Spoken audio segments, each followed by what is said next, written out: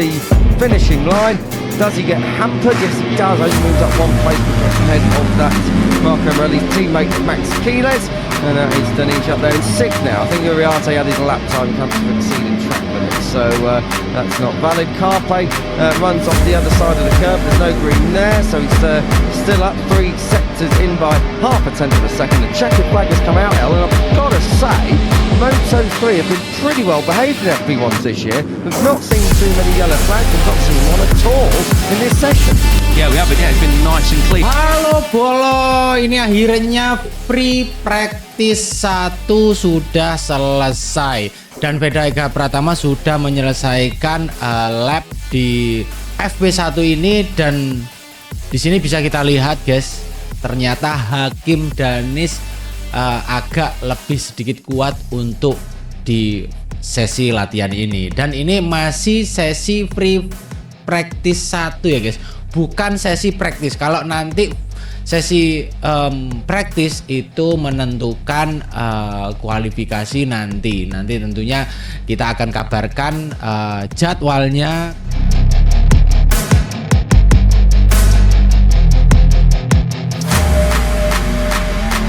Karena nanti praktisnya itu di jam 6 sore guys. Jadi barusan itu jam 2 jam 2.50 itu free practice, sesi latihan para rider semua untuk mempelajari jalan dulu. Jadi memang belum masuk dalam penilaian untuk pembelajaran race-nya, sirkuitnya untuk para rider. Nah, untuk praktis ini nanti yang menentukan jelasnya nanti di jam 6.15 waktu Moto3.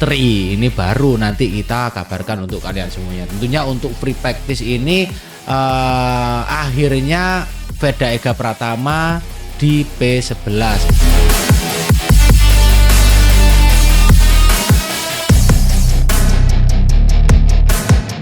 dan Hakim Danis di P7 guys.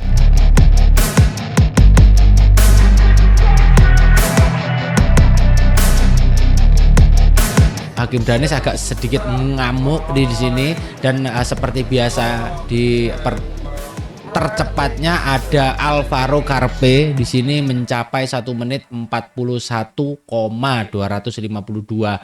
detik. Nah, di sini kalau Hakim Danis 1 menit 41,723 detik. Nah, kalau kita lihat Veda Ega di sini, Veda Ega Pratama 1 menit 41,887 detik. Nah, ini memang sedikit selisih berapa ya? Selisih 400 detik saja, mili detik saja, sisi 400. Dan kalau kita lihat dari Hakim Danis, selisihnya cuman 700 dengan 800, cuma selisih 100 mili detik saja jika perselisihan sama si Hakim Danis. Kalau kita melihat di sini ada David Almansyah di P2 untuk free practice satunya, dan ada Fernandes di P3, ada Munoz di P4, P5-nya ada Matteo Bertele dan Kelcio. Di sini Quiles di P8, karena memang kalau kita lihat memang sesi free practice 1 ini nggak sama ya sama sesi practice nanti sore, nggak sama. Ini karena apa ya, cuman menganalis gimana ban tersebut digunakan pada cuaca yang ada di Le Mans. Tentunya tidak sesuai apa yang diprediksi. Kemarin banyak yang memprediksi soal Le Mans itu akan terjadi hujan. Akhirnya tadi di race terbukti bahwa Le Mans panas, dan di situ cuaca cerah. Jadi mereka memilih ban yang sesuai dengan cuaca.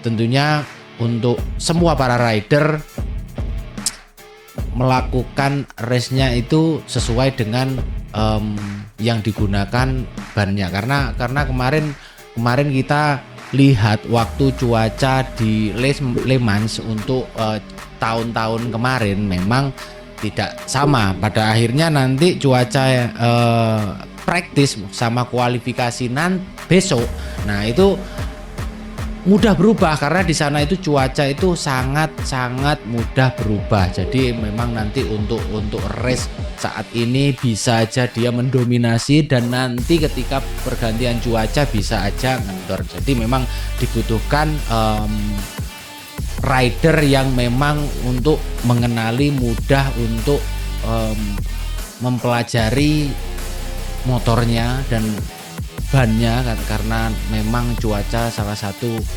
pergantian cuaca juga menentukan pemilihan ban nanti.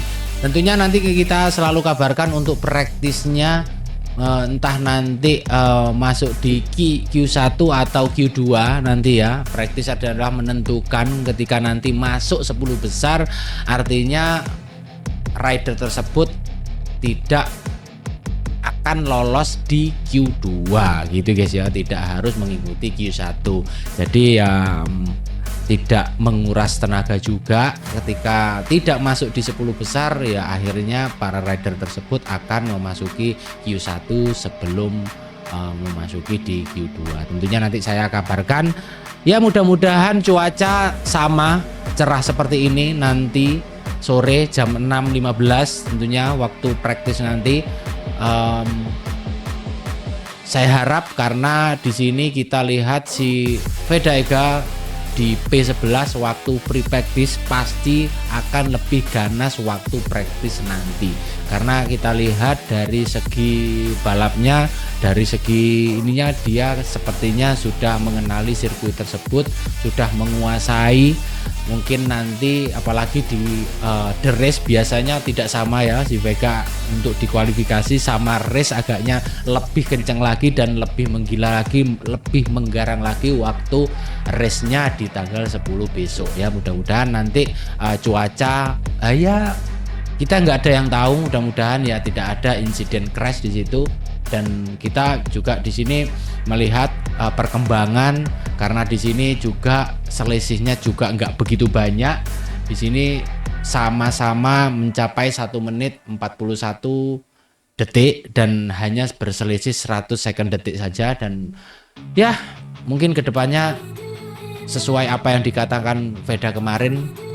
Yeah, it will be new challenge for me, and yeah, I know it will be hard for me because all the rider can race there. It's of course it's the best from all around the world. So yeah, my expectation just I always try to do all my best in every race. So maybe I hope I can fight for the top group, but let's see. I hope I can adapt quickly. Jadi kita tunggu praktis nanti dan perkembangannya untuk kualifikasi 1 dan kualifikasi 2 hingga di race nanti pasti saya kabarkan untuk kalian semuanya di sini. Jangan kemana-mana, di subscribe tombol loncengnya biar tidak ketinggalan kabar-kabar terupdate selanjutnya. Terima kasih.